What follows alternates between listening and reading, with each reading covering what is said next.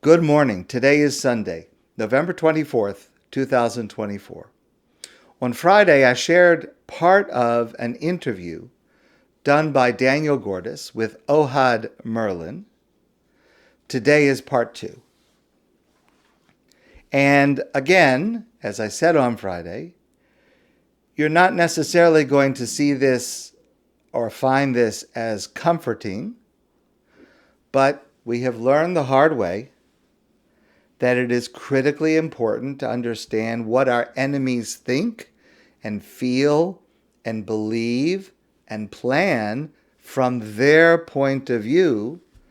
And it is certainly true that we did not do this enough in recent years, to our detriment. So Ohad Merlin is a former analyst of the Jerusalem Municipality East Jerusalem Affairs Unit. He served the Israeli government in Amman, Jordan. He writes columns in the Jerusalem Post, which I highly recommend to you. He speaks Arabic fluently, and he knows a tremendous amount about Islam. He follows Arabic social media in Gaza and other parts of the Arab world. And he really is the perfect person to explain to us, from his point of view, what it was that Hamas believes and what was their plan. So remember, please, on Friday we learned that on October 7th, it was not just about Hamas saying, let's go into Israel and kill some Jews and take some hostages and rape some women. I mean, God forbid. And it was that, and it was much worse than that. But we saw it was a planned, detailed, foretold event, foreshadowed event, based on a religious conviction that the land is ours, meaning according to Hamas, it's our land, and we, Hamas, are the new Israelis. So just as God promised the land to the Jews, now God has promised the land to us, Hamas.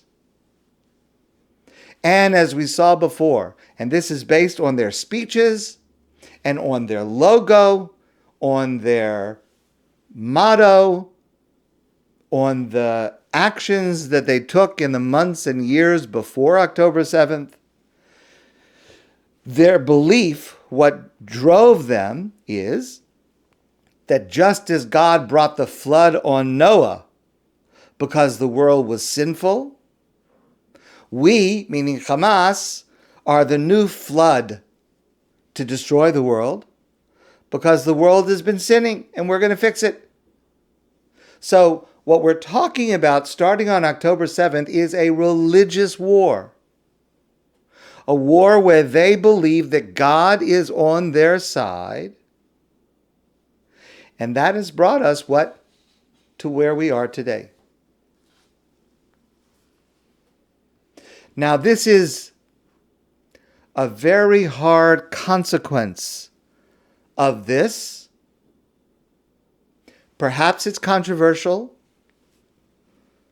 but we need to hear what Ohad Merlin is saying. Because based on this,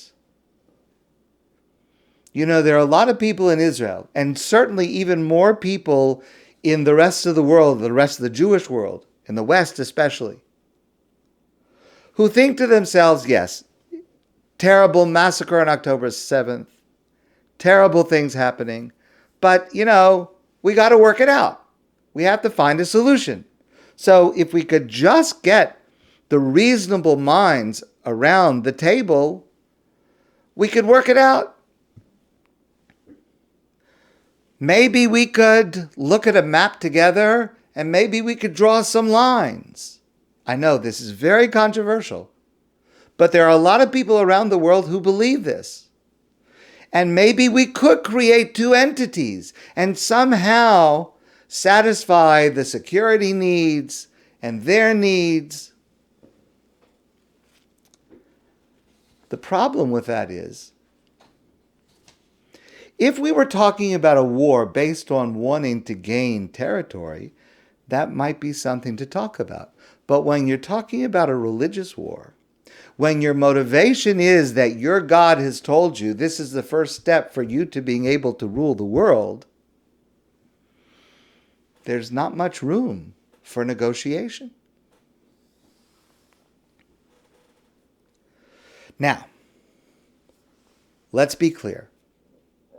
There are some examples of where there has been progress in such an area. What I mean is, if we look back over the last century, if you look at fascist regimes, right? Hamas is certainly fascist regimes that were totalitarian, that were anti-Semitic, such as Nazi Germany, maybe even Imperial Japan in the 30s and 40s.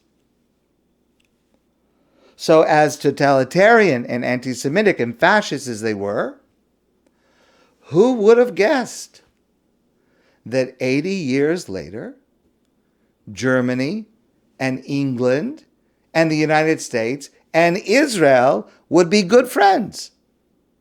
I mean, that's absolutely incredible. It's an incredible turn in history. Who could have imagined 80 years ago that 80 years later, Japan and the United States would be strong allies? It's incredible if you think about it from 80 years ago. So there are successful examples of de-radicalization of entire countries. But here's the point. It started with defeat, and it started with rebuilding.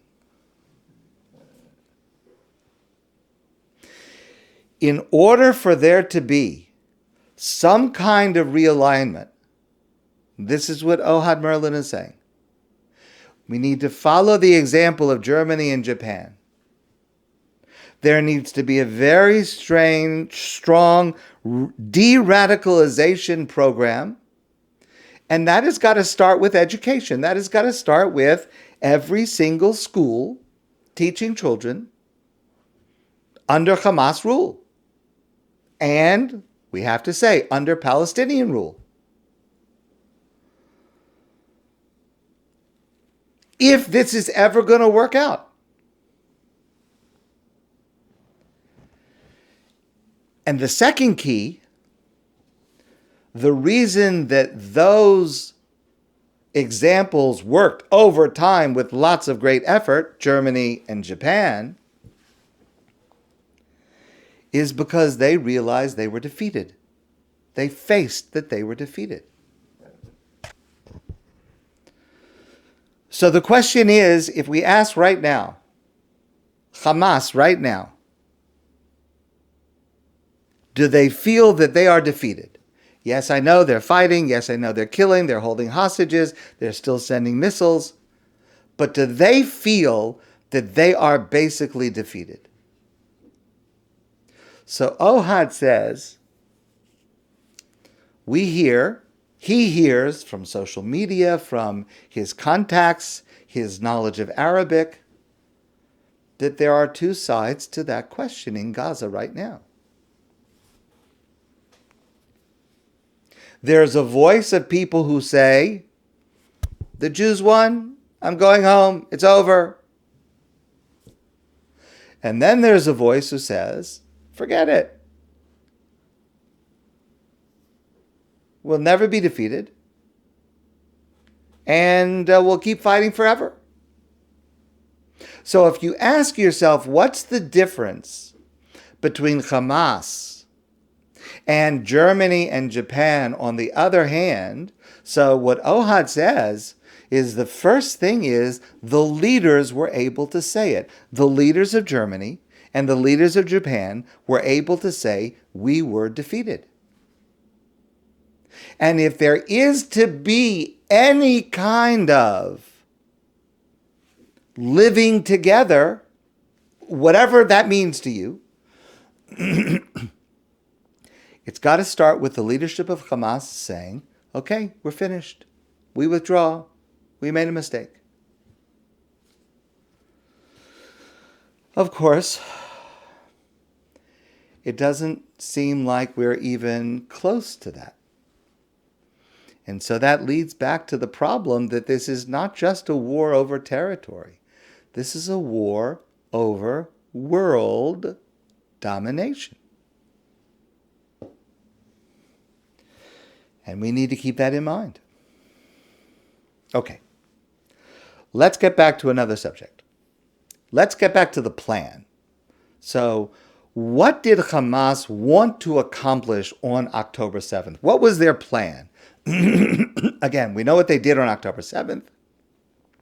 But what was their goal? What from their point of view, what did they say to themselves? What was their plan?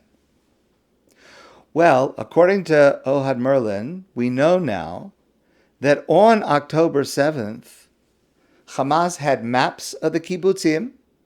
They knew exactly where they were going. Now, here's a really interesting fact. Apparently, they did not know about the Nova Music Festival. And tragically, and this is a very, very deep tragedy, apparently, Israeli intelligence and Israeli commanders did not know about the Nova Music Festival either. The fact that hundreds and hundreds of young people would be spending overnight at a music festival very close to the Gaza border. So this was very, very tragic. Hundreds of young people lost their lives, murdered, and they were murdered by Hamas and taken hostage by Hamas. And we've seen these videos. It was absolutely horrible. It's absolutely horrendous. But listen to what Ohad says.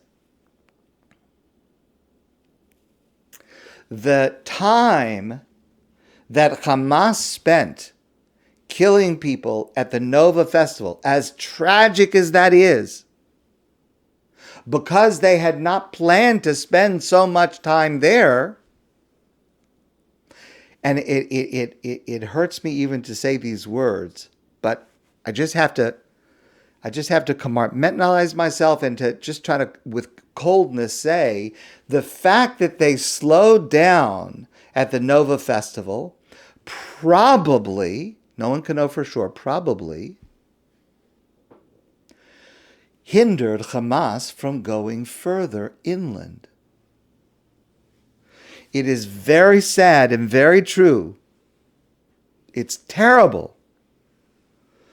The destruction, the massacre, the terrible tragedy at the Nova Festival could have helped to hinder a much greater tragedy in the rest of Israel.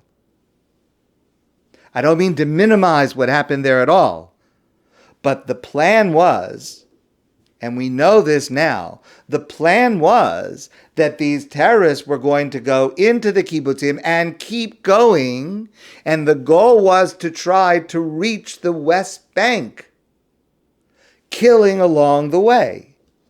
And if they had reached the West Bank, they would have reunited Gaza and the Palestinian Authority. It would have been for them a very moral achievement. It would have been reuniting their, in quotation mark, their brothers in both different areas, because we know, of course, there are many Hamas supporters in the West Bank. And certainly if they would have done that, it appears that they would have awakened a lot of energy among Palestinians in the West Bank to rise up against Israel. And then the next part, of course, is conjecture, because Sinwar is dead, and we can't interrogate him. So it's conjecture. But based on what we know, and based on how they framed it to their people, what it appears, according to Ohad Merlin, is the idea was they would break out of Gaza, Hamas would break out of Gaza, massacre across Israel to reach the West Bank, join up with the West Bank, and then what? Well, it appears, and I've shared some of this with you from minutes of meetings that were found by the New York Times and other sources, it appears they were hoping that Hezbollah in the north would attack on the same day, and the Houthis from the south would attack on the same day, and Iran would get involved in an all-out attack on Israel. If the Radwan forces from Hezbollah would have also attacked on the 7th of October, then, lo aleinu, God forbid, then the northern part of Israel and the southern part of Israel, God forbid, would have been cut off from the center. And we know this, but one of the ways we know this is a year later, just recently, when Israel went into Lebanon and they found tunnels just north of the Israeli border in Lebanon, dug by Hezbollah. And in the tunnels, they found unbelievable amounts of ammunition and preparation and communications material and food and maps of the northern part of Israel. So if that had happened on the same day, lo aleinu. If Nasrallah had sent his army south on the same day, October 7th, and remember that Hezbollah is better trained and better armed than Hamas, God forbid, it could have been a bloodbath 100 times worse than what was. So why does Nasrallah decide on October 7th not to attack at the same time, but rather on the next day to start a war of attrition, by which time Israeli soldiers had managed to get to the northern border? We don't know, because he's dead also. And we don't know. But that does appear to be what the plan was. Thank God. Thank God it didn't work. Although the karbanos, the sacrifices, were so terrible, and they continue to be. But based on their ideology and based on their planning, it could have been a whole lot worse. Now I want to share just one last point.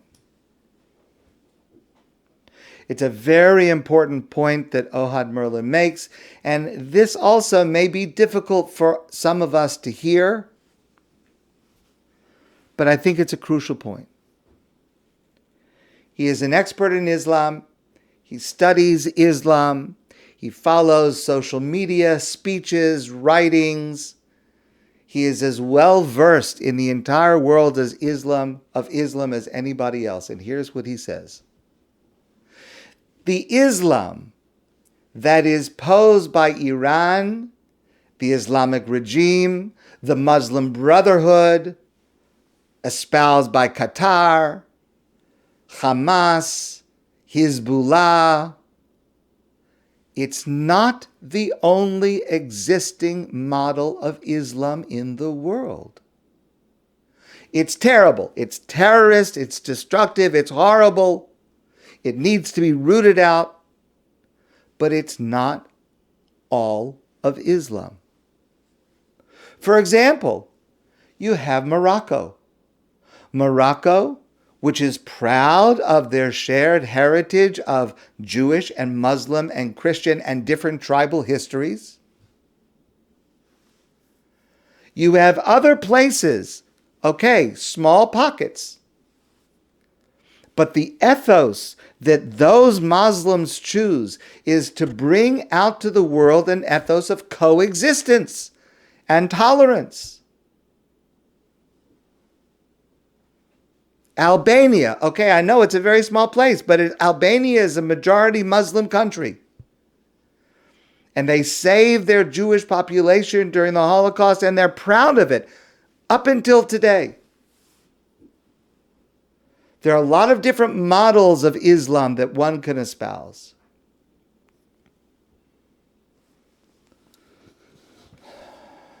And what it comes down to, when we think about Islam in general, what it comes down to, and we need to be careful about this, it comes down to what is your version of Islam that you choose to portray. Do you choose to focus on and tell the world about your religion of Islam that is about destruction and killing? Yes, that absolutely exists.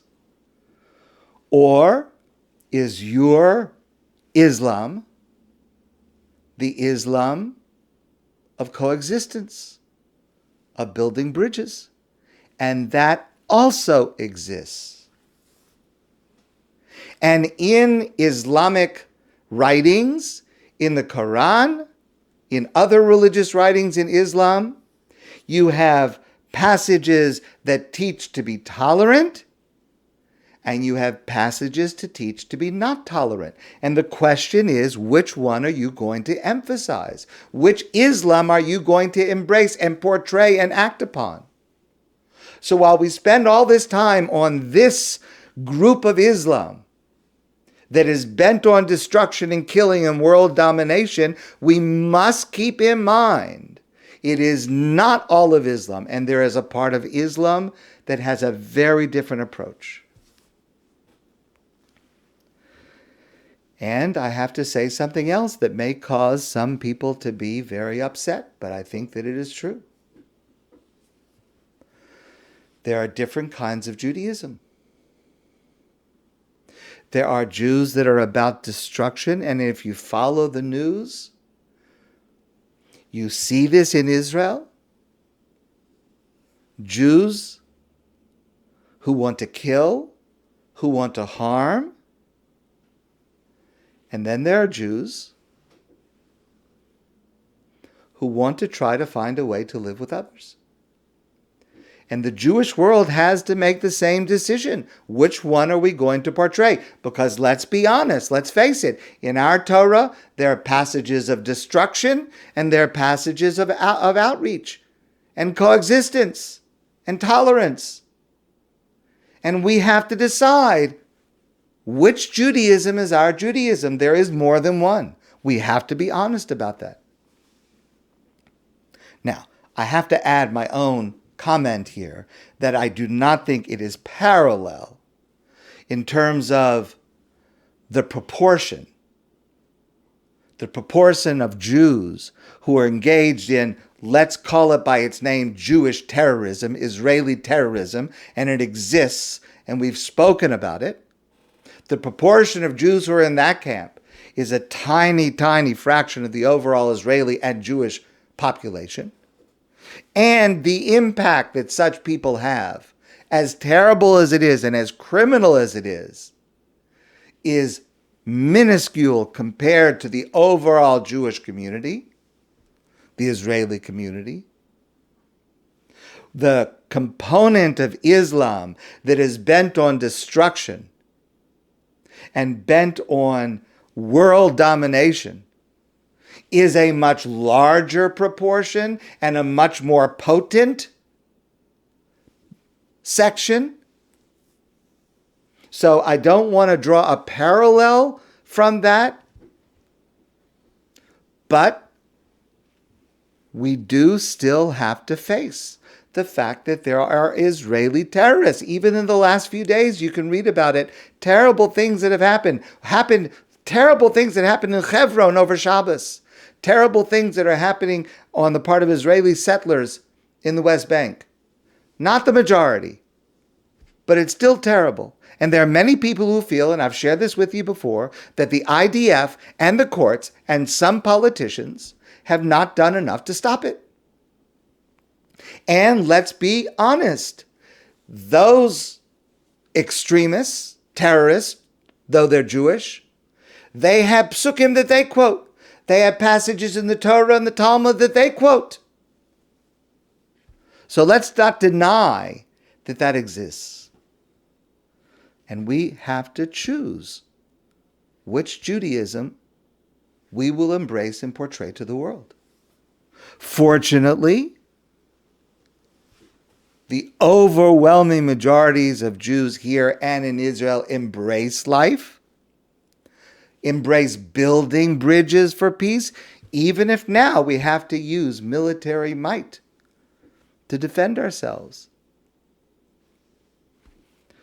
But as I said in the beginning, it is essential that we know our enemy in order to be able to triumph over it. My friends, I wish you a good day, and I look forward to seeing you soon in person.